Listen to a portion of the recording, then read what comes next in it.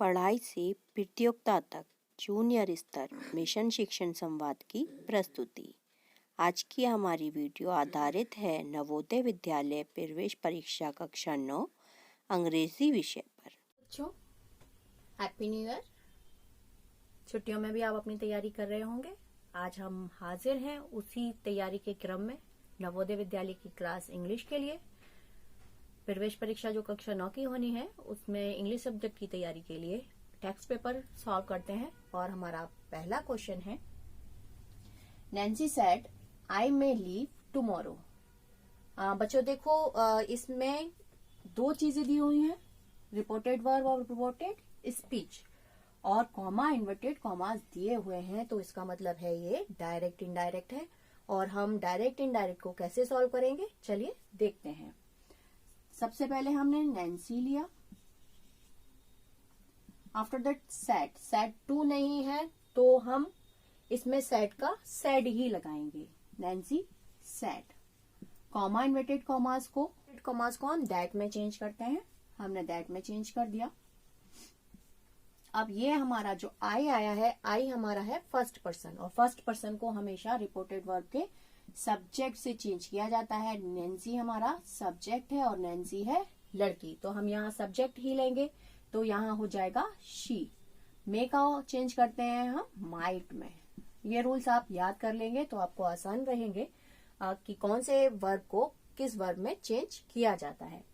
Nancy said that she might leave की first form ही आएगी leave, और टुमारो को हम चेंज करेंगे द नेक्स्ट डे में। ये सारी चीजें पहले से फिक्स हैं कि टुमारो को नेक्स्ट डे में चेंज करना है, यस्टरडे को द प्रीवियस डे में चेंज करना है। तो अगर हम ये चीजें रट लेंगे, याद कर लेंगे ठीक से, तो और प्रैक्टिस से भी आ जाएगी। ऐसा नहीं है कि रटना ही पड़ेगा, मगर याद कर लेंगे तो हमें अटेंडम याद आ जाएगा।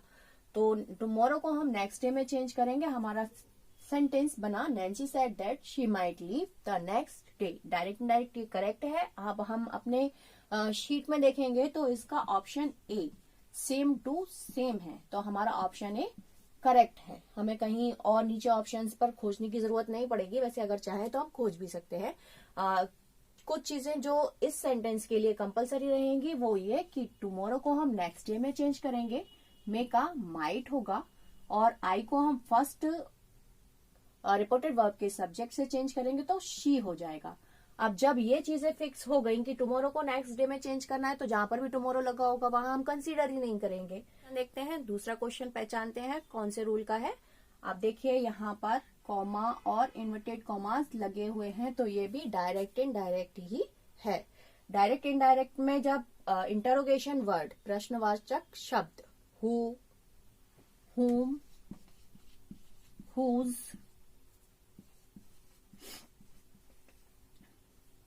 व्हाट, व्हाई, ये हमारे प्रश्नवाचक शब्द हैं। जब ये आते हैं तब हम अपने सेंटेंस की शुरुआत इन्हीं शब्दों से करते हैं। इन्हीं शब्दों का यूज हम सबसे पहले करते हैं। तो सबसे पहले हम रिपोर्टेड स्पीच को लेते हैं। The guard asked, said to होता तो हम आस्क्ड में चेंज करते, सेड टू होता हम आस्क्ड में चेंज करते। अब चूंकि आस्क्ड ही है तो आस्क्ड का हम आस्क्ड ही रखेंगे, सेड टू को हम हटा देते हैं। आस्क्ड, कॉमा इन्वर्टेड कॉमा को हमने हटा दिया, और उसके बाद हमने इंटरोगेशन वर्ड लिया सबसे पहले हु।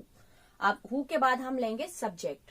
सब्जेक्ट मतलब सेंटेंस का ऑब्जेक्ट सब्जेक्ट बनाकर लेंगे, यहां से चेंज करेंगे चूंकि ये सेकेंड पर्सन है। सेकेंड पर्सन को हम ऑब्जेक्ट से चेंज करते हैं। अब ऑब्जेक्ट यहां नहीं है तो हम ही या शी मान लेंगे। ऑप्शंस में हमारे ही दिया हुआ है तो हम ही ले लेते हैं, हु ही। और आर को हम वॉज में चेंज करेंगे क्योंकि पास्ट कंटिन्यूअस में चेंज कर रहे हैं प्रेजेंट कंटिन्यूअस को। प्रेजेंट कंटिन्यूअस को हम पास्ट कंटिन्यूअस में ही चेंज करते हैं, तो इसका इज आर एम का वॉज या वर हो जाता है। अब हमारा सेंटेंस बना, the guard asked who he was. Who he was, ये ऑप्शन में देखते हैं। हमारा ऑप्शन 1 जो है the guard asked who he was सही है, क्योंकि हम रूल्स के अकॉर्डिंग बिल्कुल सही चल रहे हैं। Comma, inverted commas, bring a cup of tea please। देखिए यहां पर आया है प्लीज, कॉमा इन्वर्टेड कॉमास आए हैं तो डायरेक्ट इनडायरेक्ट है, और कॉमा इन्वर्टेड कॉमास जब प्लीज आता है तो प्लीज का मतलब होता है रिक्वेस्टेड,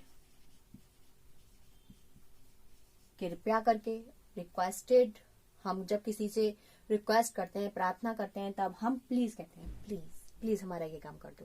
प्लीज की जगह हम रिक्वेस्टेड लगाएंगे, यहाँ सेड की जगह हम रिक्वेस्टेड लगाएंगे। ही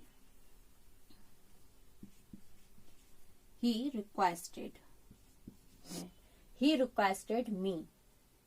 अब कॉमा इन्वर्टेड कॉमास को जब हम हटाएंगे तो हम उसकी जगह लगाएंगे टू, और वर्ब से जोड़ देंगे पूरी line. To bring a cup of tea. ये हमारा सेंटेंस बन गया। अब हम ये कहाँ जाकर मैच करता है देखते हैं। He commands me to bring a cup of tea. उसने मुझे आदेश दिया। क्या उसने आदेश दिया था? उसने आदेश कहाँ दिया था? उसने तो रिक्वेस्ट की थी, प्रार्थना की थी, प्लीज कहा था, तो ये गलत हो गया।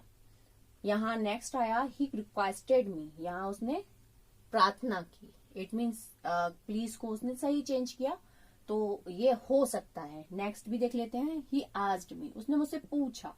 क्या उसने पूछा था? क्वेश्चन पूछा था? बिल्कुल नहीं, क्वेश्चन तो उसने किया ही नहीं, उसने रिक्वेस्ट की, तो ये भी नहीं है।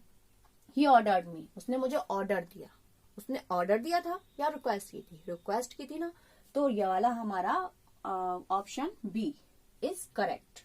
हमारा नेक्स्ट क्वेश्चन ये है, Goa is the, fill in the blank है, इसमें सही वर्ड चूज करना है। ए बी सी जो भी ऑप्शन सही है उसे चूज करके यहाँ फिल करना है। वैसे तो आपको टिक करने के लिए आएगा, तो हम अभी अपने देखते हैं कि कौन सा ऑप्शन सही हो सकता है इसके लिए।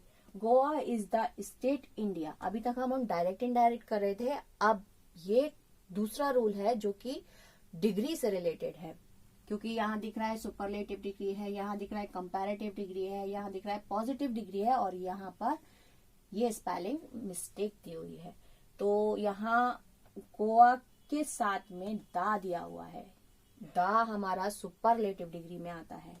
कोई भी सेंटेंस जब सुपरलेटिव डिग्री में होता है तो उसके साथ हमेशा दा आता है, और जब दा आता है तो EST लगना कंपलसरी हो जाता है। यहाँ पर सब जो हमारा वर्ड है वो है स्मॉल। स्मॉल वर्ड है। Goa is the small state of India. Goa India की सबसे छोटी स्टेट है। सबसे छोटी मतलब स्मॉलेस्ट। कुछ चीजें यहाँ दी हुई हैं जिससे हम प्रॉपर रिकॉग्नाइज कर सकते हैं कि क्या लगना है। दा लगा हुआ है तो ER नहीं लगेगा। कंपैरेटिव डिग्री में देन लगता है, ER नहीं लगता है।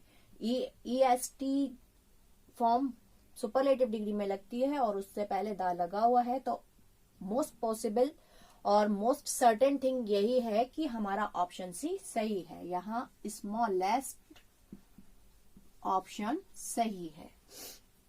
स्मॉलेस्ट ही लगेगा, तो यहाँ पर हम देखते हैं हमारा ऑप्शन सी करेक्ट है। आप इस बात का ध्यान रखिएगा कि सुपरलेटिव डिग्री में हमेशा दा आता है और दा के साथ EST फॉर्म आती है, इसलिए हमने यहाँ पर सी ऑप्शन को चुना। नेक्स्ट क्वेश्चन, बेटा डिग्री हमारा नेक्स्ट क्वेश्चन है, और क्या है और कौन से रूल से रिलेटेड है।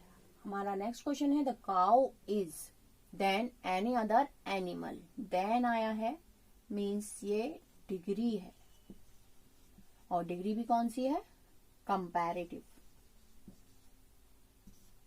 डिग्री, क्योंकि देन हमेशा कंपैरेटिव डिग्री में ही आता है। देख, और जब देन आता है तो हम कंपैरेटिव डिग्री में ER लगाते हैं। देन के साथ ER का यूज करते हैं। सेंटेंस में वर्ड जो है हमारा यूजफुल दिया हुआ है और यूजफुल में हम ER नहीं लगा सकते, यूजफुलर नहीं कर सकते। तो जब हम ER नहीं लगाते तब हम यहाँ किसी भी वर्ड से पहले जिसमें ER नहीं लगता वहां हम मोर लगा देते हैं। तो यहाँ पर हमारा मोर यूजफुल हो जाएगा। मोर यूजफुल सुपरलेटिव डिग्री में मोस्ट यूजफुल होता, कंपैरेटिव डिग्री में हमारा मोर यूजफुल हो रहा है, देन आया है मोर यूजफुल आएगा। यहाँ हमारा ऑप्शन मोर यूजफुल सही है। नेक्स्ट जो ऑप्शन है वो मोस्ट यूजफुल है। ये मोस्ट यूजफुल सुपरलेटिव डिग्री में आता है, यूजफुल पॉजिटिव डिग्री में आता है और मोस्ट यूजफुली ये रॉन्ग है। तो इस हिसाब से हमें पॉजिटिव डिग्री नहीं लगानी क्योंकि देन आया हुआ है, सुपरलेटिव डिग्री नहीं लगानी क्योंकि देन आया हुआ है, कंपैरिजन तुलना हो रही है, देन के साथ हम मोर यूजफुल लगाएंगे। हमारा option A more useful is correct because this is the sentence related to comparative degree. अब हम हाजिर हैं अपने नेक्स्ट क्वेश्चन के साथ। हमारा नेक्स्ट क्वेश्चन रिलेटेड है पॉजिटिव डिग्री से। सेंटेंस पढ़ते हैं हम। This math problem is as the earlier one. ये मैथ की समस्या इतनी कठिन नहीं है जितनी की पहले वाली थी। तो ये हमारी पॉजिटिव डिग्री को दिखा रहा है। पॉजिटिव डिग्री का सिंपल सेंटेंस है ये। अगर इसमें यहाँ नॉट लगा हुआ होता तो ये नेगेटिव सेंटेंस होता, और चूंकि ये सिंपल सेंटेंस है तो हम यहाँ एज ही लगाएंगे। पहचान हमने यहाँ से कर ली, इसमें एज दिया हुआ है, ये पॉजिटिव डिग्री है। पॉजिटिव डिग्री में हम एज लगाएंगे और हमारा ऑप्शन इन्होंने दिए हैं इजी, एज इजी।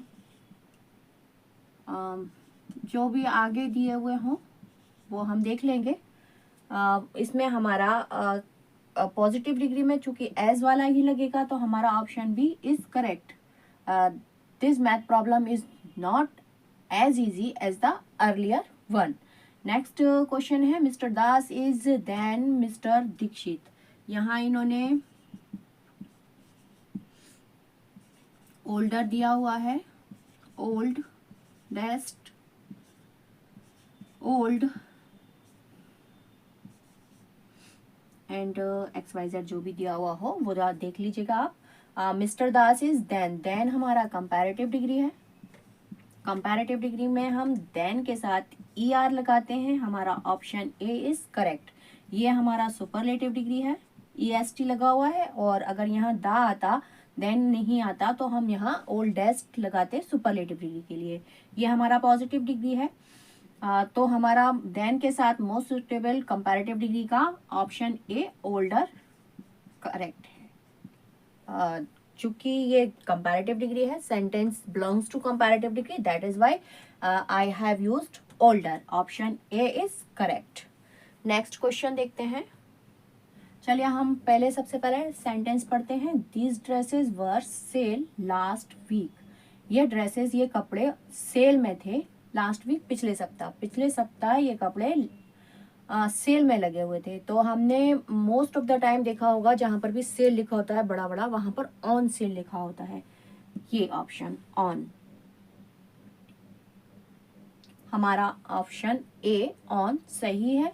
पर थे, सेल पर थे। बच्चों हमारा नेक्स्ट जो क्वेश्चन है वो भी प्रीपोजिशन से ही रिलेटेड है। चलिए हम इसको भी देखते हैं। दिस इज द ब्रिज, और यहाँ पर इन्होंने ब्लैंक दिया हुआ है, जो सही ऑप्शन हो वो इसमें आएगा। This is the bridge the river, तो हिंदी निकल रही है। दिस इज द ब्रिज, ये पुल है। द रिवर, रिवर के आगे, अक्रॉस आगे, पार करके रिवर को पार करके आगे पुल है। ओवर ऊपर, अंडर नीचे, अक्रॉस पार करके, एंड बाई द्वारा। तो यहाँ पर हमारा अक्रॉस ज्यादा सुटेबल लग रहा है। This is the bridge across the river, river को पार करके एक ब्रिज बना हुआ है। तो हमारे जो ग्रामर से रिलेटेड क्वेश्चंस थे ये हमारे यहाँ पर कंप्लीट होते हैं, जो हमारे text paper English class 9th Navodaya Vidyalaya के लिए थे।